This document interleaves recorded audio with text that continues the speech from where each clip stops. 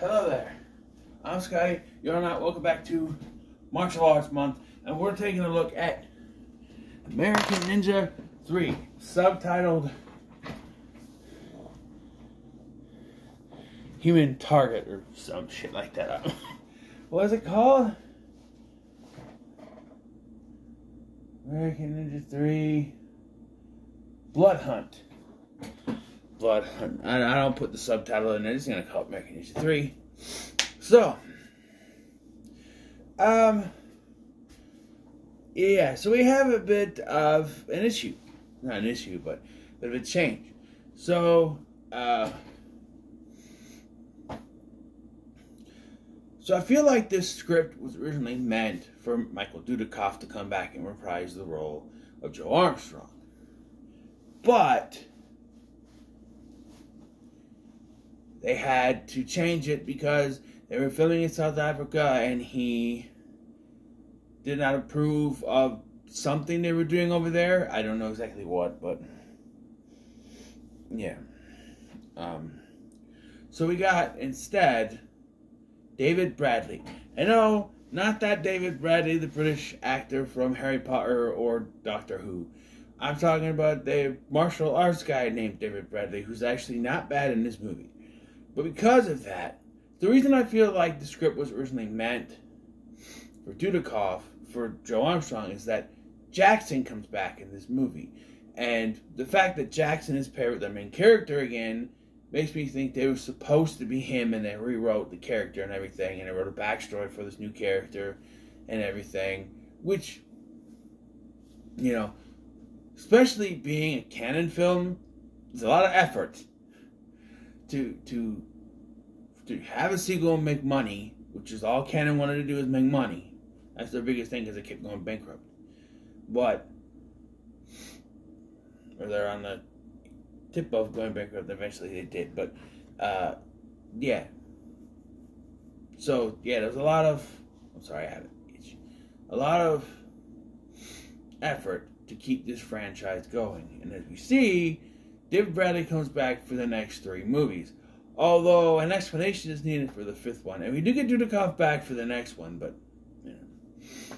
So yeah. So we start off at a martial arts tournament many, many moons ago, where young Sean and his friend, overdubbed by 2 grown-ass men, for lack of a better term. One of them sounds more kiddish than the other.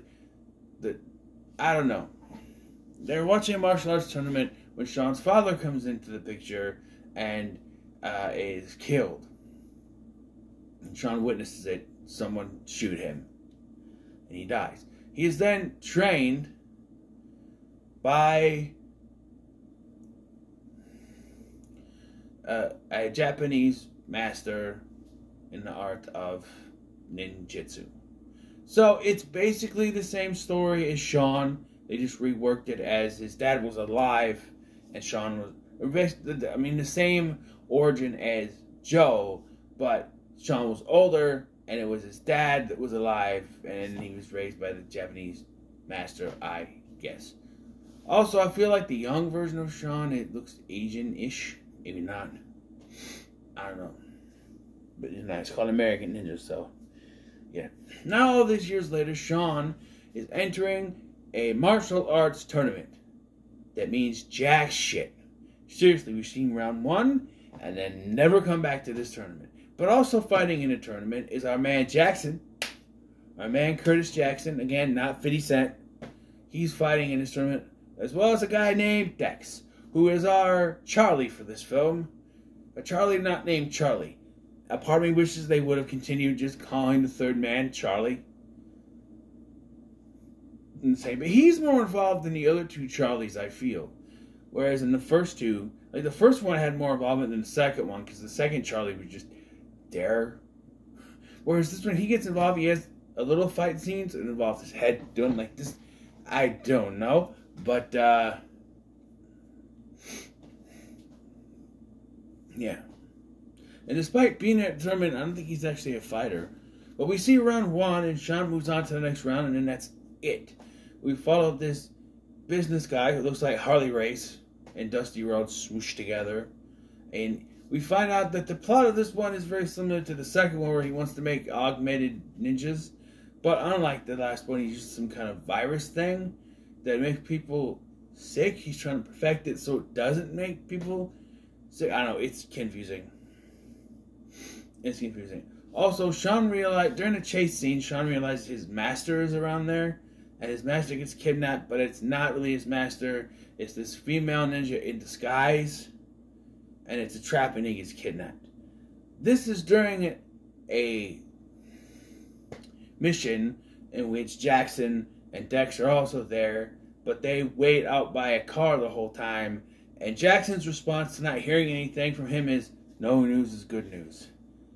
No, Jackson, no. Kurt, can I call you Kurt? When you don't hear anything from somebody you're supposed to be working with, that's a bad sign, because that means something might have happened. We don't hear back.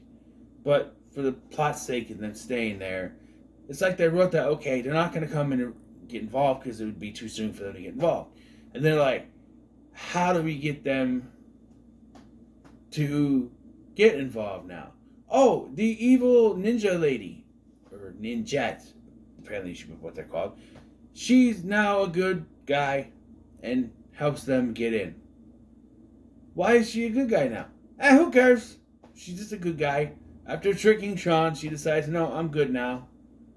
Look, seriously, they give no reason for this. She tricks Sean, and then all of a sudden she's helping them. You think, oh, she's leading them to a check. No, she helps them win. She helps them. And Sean is now poisoned with this stuff. Not that it means jack shit, because the ninjette lady helps him use some kind of magical ninjutsu yoga thing to extract it from his body, to drain it out or something. And Jackson, he's going through this whole mission trying to find the cure. This whole thing, he's fighting ninjas, he's got his swords out. By the way, he's called the swordsman here. For some reason, he's used swords in the past, but, you know, when he takes his shirt off and get the swords out, you know, shit gonna go down. Of course it does. I had a weird deja vu. I don't know. There's a scene where Jackson is fighting ninjas, and I swear it is a scene from the first film. I don't know. I just had a weird deja vu when I saw that part. Whatever. So eventually, Sean kills someone with a gun, implied to be the person who killed his dad, I guess, and he faces off with evil Harley Race ninja guy, who is like, okay, the first two, there were ninja guys that fought. In the first one, there was that Antonio Banderas ninja guy he fought. In the last one, there was another, the first one was that one ninja guy who could, you know, defeated the four guys and killed that one guy in honor of, you know, the whole thing. And the second one was the Antonio Banderas looking guy. Here we have pudgy, doughy,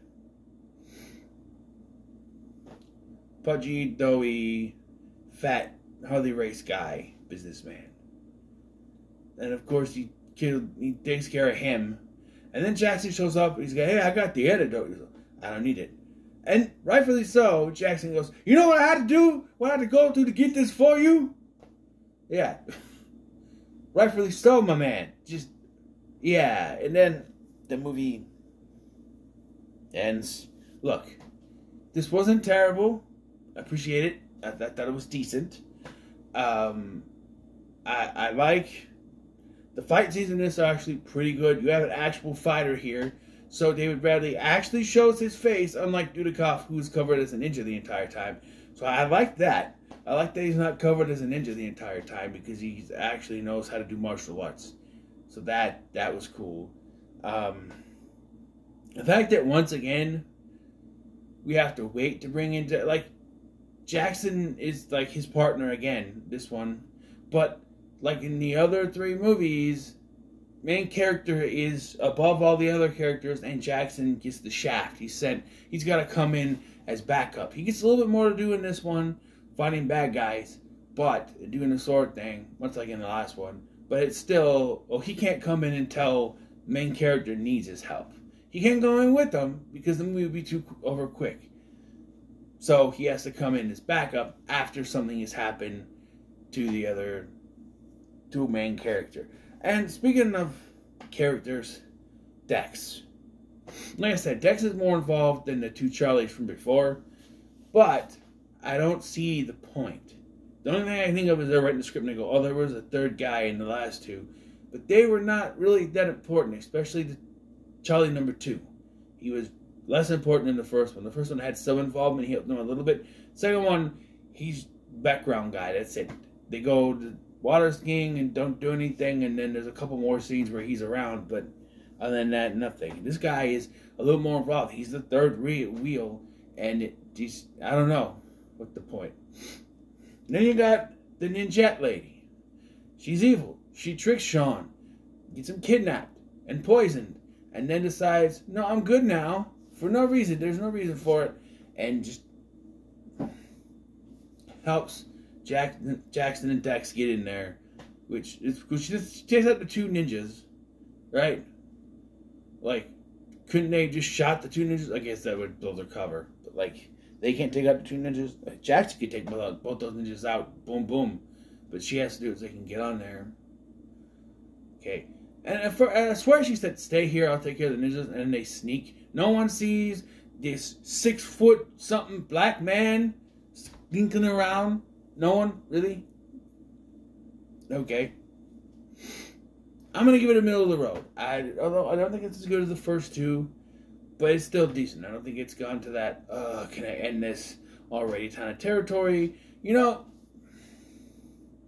for as schlocky as some of these martial arts movies get, I'd watch any of these. Even Redemption Kickboxer 5 over any of the Children of Korn sequels. Except for maybe 1, 2, and 3. The first 3 Children of Korn movies are fine. Although 4, 5, 6 are also so bad as good gems. Just gems to kind of put on you want something stupid. But once you get to the later sequels, they just... Anyway, what are your thoughts on Kickboxer, American Ninja 3? Let me know in the comments below. Like, share, and subscribe.